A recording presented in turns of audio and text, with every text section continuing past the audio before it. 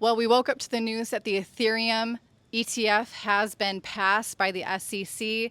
What does this mean for the price of Ethereum? Is Grayscale going to be dumping their Ethereum very similarly to what they were doing with their Grayscale Bitcoin Trust?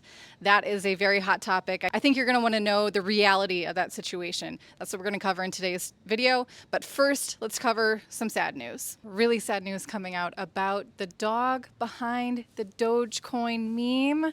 He has crossed the Rainbow Bridge and has passed on. Very sad. Rest in peace, doggy. Okay, other news that we woke up to this morning. The Ethereum ETF has passed. Is this good news? Is it bad news? Is it more of the same? That's what we're going to talk about in today's video. For those of you who are new to Crypto Tips, I want to welcome you. This channel is run by myself, Heidi, and my husband, Toby. We travel a little bit, we give you some cool backgrounds, and most importantly, we fill you in on what is important that's happening in the cryptocurrency space. So if you're into that, hit like and hit subscribe. So today's topic, Ethereum ETF has passed. Surprising a lot of people. Probably Michael Saylor's socks are like on the roof of someone's house right now if he wears socks. If you want to know Toby's thoughts on that development, you have to follow him on Twitter at SirCryptoTips. Here is a tweet that he had most recently. Yes, that's Toby in a nutshell. Okay, but so the Ethereum ETF has passed. What does this mean for the price of Ethereum in the short term and the long term? I'm going to give you my thoughts. There are some on Twitter that are speculating that Grayscale will be dumping their Grayscale Ethereum Trust on the market very similarly to what they were doing with GBTC, but for very different reasons. And I'm going to give you my thoughts, obviously, but as a really fast recap, GBTC was being dumped on the market because of bankruptcy proceedings. They had to be paying out, they had to be liquidating GBTC to pay these billions of dollars in bankruptcy that, you know, it was involved with Gemini, Genesis, DCG, and Barry Silbert, and that whole mess. Grayscale was involved in that because it's under the umbrella of DCG.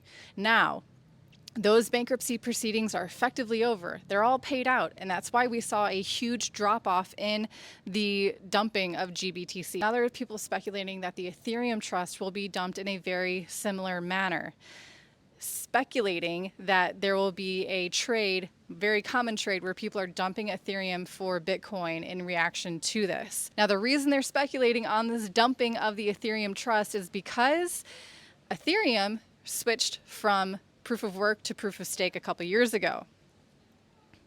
At least it feels like a couple years ago. My sense of time has completely been perverted. Am I the only one? Let me know in the comments. Anyway, they've made this change from proof of work to proof of stake, and that means that now you can stake your Ethereum and earn around, it changes, but around 6% passive income, 6% rewards for just holding your Ethereum and helping to secure the Ethereum network. Now, here's the thing. The type of people who participate in staking, I don't think are the same type of people who tend to invest in ETFs, because usually people who invest in ETFs are doing so because they want to include it in their 401ks, and that's the only way that they are allowed to, or because they want no responsibility in actually participating in the real cryptocurrency protocols that staking is. This person is speculating that the Ethereum Trust, which since 2017 has accumulated about $9 billion worth of Ethereum.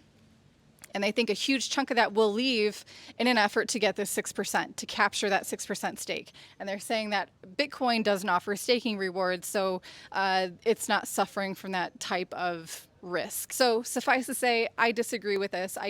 If there are people that will leave to get that 6%, I don't think it will be en masse. I don't think it will be a very large portion of that. But now let's talk about what this can mean for the price of Ethereum short term.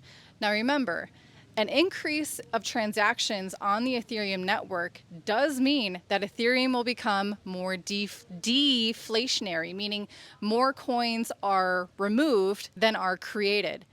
So This is thanks to EIP 1559, which was an Ethereum improvement protocol that called for the burning of a portion of Ethereum for each transaction. Basically, the transaction fees paid are burned and taken out of circulation. So if there's all these ETFs that are going to have to be actually accumulating Ethereum, if there's going to be an increase in price, it's going to speculate that a lot of people might be withdrawing their Ethereum from staking or from self-custody, cold storage, sending it onto an exchange to capture some profits during this bull market. Highly recommend taking profits, guys. So that could see a short-term increase in price in addition to just more people accumulating Bitcoin through these ETFs. But long-term, I don't think it's debatable at all that this will lead to more control over price manipulation, just like how BlackRock likes it. Anyway, those are my thoughts. What do you think? Let me know in the comments down below. If you want to know which cryptocurrencies we are holding, which ones we are staking, which ones we plan to sell in the very near future or in the long term or never at all, go ahead and check out learningcrypto.com, home of the CT Club. You don't want to miss it.